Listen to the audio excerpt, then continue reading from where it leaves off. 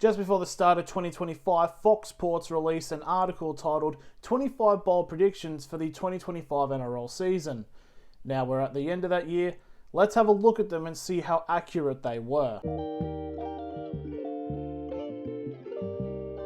Starting it off, it was the prediction of Broncos finishing top 2, with the key points being that they've now got Michael Maguire as a coach and have just brought in Ben Hunt. Now, they had a very decent year in terms of the regular season aspect, coming 4th, but then obviously would progress, eventually winning the grand final over the Melbourne Storm. So, yeah, not that far off, but they did just miss out on the top 2, but it was a very close sort of finals rankings. So yeah, pretty decent prediction. Second one was the Parramatta Eels collecting the wooden spoon. Now, obviously it didn't happen.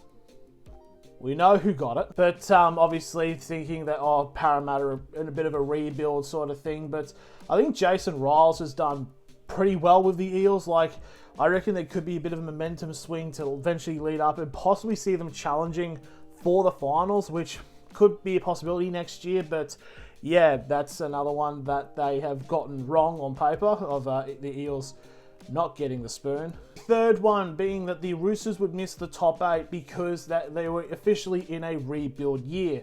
But the Roosters, with their young talent coming in, were good enough to make the finals. Granted, they only came 8th and would eventually bow out in the first week to the Cronulla Sharks.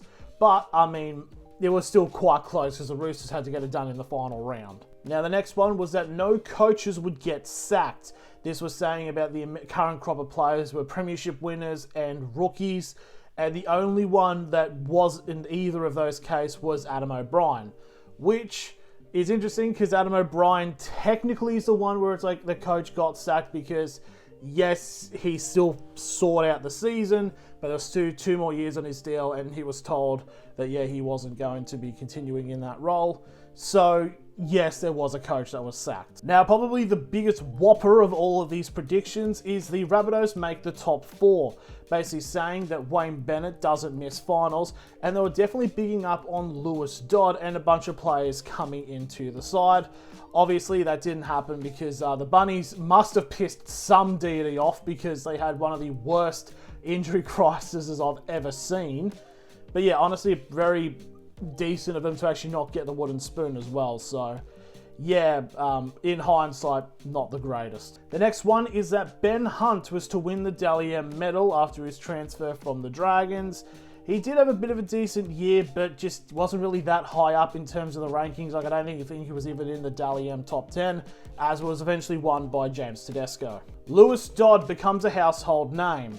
This was talking about how the former St Helens star was going to come in under Wayne Bennett and absolutely starve them, and it's just not happened. To the point that now, after only one season in the NRL, he's now gone back to play in the Super League, now signing for the Catalan Dragons in France.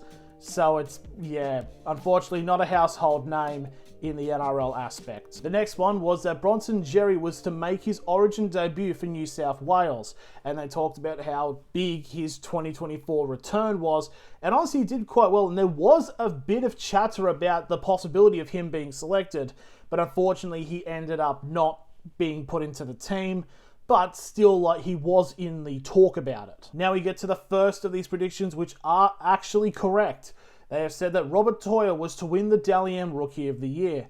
And I think, obviously, they did have that rule change about 2/3 of the way in, which ruled out Nwanga Nitawase, which is like, fair enough, but also, why are you doing it at that point? And obviously there was people thinking that Leka Halasima coming in. But I mean, Robert Toya, like a couple of games into his NRL career, gets selected to play for State of Origin for Queensland, and then won the series in the along the lines. It's just a brilliant starting year. Like, what more can you do? I mean, win the premiership, but you know what I mean. So yeah, that's a correct one from Fox. The next one was that Ronaldo Mulitalo makes Dally M Team of the Year. Unfortunately, he did not. He had very decent form throughout the year, and eventually saw him get caught up for New Zealand for the Pacific Championships. He's now got a broken foot, which is going to be interesting to see how long it will take for him to come back for 2026. But the Dally M Wingers of the Year was Xavier Coates and Mark Nawaqanitawase. So, I mean, he still was pretty damn good. It's just, they were just wingers that were unfortunately had a better year. The next one was that Brandon Smith, with his ongoing scenario at the time of where he was going to land, and they've gone with the Eels, which obviously didn't happen. He went to their crosstown rivals in South Sydney, but there is currently a high possibility he could be going for Prison FC. So, we don't know what's going to happen here. It is inconclusive at this point. Now we go into the second one that they've got correct, and honestly it's probably the most impressive one. Ricky Stewart to win Dally M Coach of the Year. In this, they've also bigged up about Ethan Strange, who will be an NRL star for the next 10 years. I mean, off his first season, he's going to be a very important figure for the Raiders. But yeah, Ricky Stewart taking the Canberra Raiders to the minor premiership. Yeah, it was pretty much between him and Michael Maguire of who was going to get the Coach of the Year, but I mean, the improvement was crazy, despite them having a bit of a disappointing end to the year of bowing out in straight sets in the finals. The next one is that Nico Hines would be the top point scorer for the whole competition, which was actually won by Isaiah Katoa. Hines was all right. They just had these bit of spells where he kind of took a bit of a back seat from his half partner, Braden Trindle. So, be interested to see how he does go in 2026. I don't think it was entirely that bad. I think he was all right. The next one is Cleary conquers Origin with New South Wales whitewash. Neither of these statements are true. Cleary didn't conquer Origin. New South Wales didn't get a whitewash, and even New South Wales didn't even win the series. Yeah, just New South Wales selection and just the play style just hasn't been working, especially with Queensland. It's like, and also, can journalists just stop saying teams are going to win in clean sweeps? It's like this whole thing is like the only reason Queenslanders think that they're the underdogs when it comes to State of Origin is because of shit like this in the media. The next one is that the Dolphins would finish in the bottom two, talking about the Bennett curse of when he usually leads teams, the teams fall off a cliff. But the Dolphins were pretty much in the same position as they were last year, hanging around in those finals hunting spots, but unfortunately the Roosters winning against the Bunnies in the final game of the season in their regard would knock the Dolphins out of finals contention. But yeah, they're close. They are close. Next one being Mark Nawaqanitawase being the top try scorer for the season, and that is correct. He did end up getting it, and eventually, he got Winger of the Year. He was selected for the Kangaroos, so their Ashes series in England. So yeah, that's another correct one. Also another correct one is Broncos parting ways with Selwyn Cobbo. Now they didn't reveal which club he ended up going with, but they're basically saying that yeah, Brisbane aren't going to offer him a new deal. Whether or not that did happen, I couldn't really find, but he is now confirmed to be going to the Dolphins for next year, so I'm pretty certain we can say that's correct. The next interesting one is Dearden replaces Munster as Queensland's first choice number 6. Now, Dearden did replace somebody and possibly end up being Queensland's first choice as a playmaker, but it's not Munster. I reckon it's Daly Cherry Evans.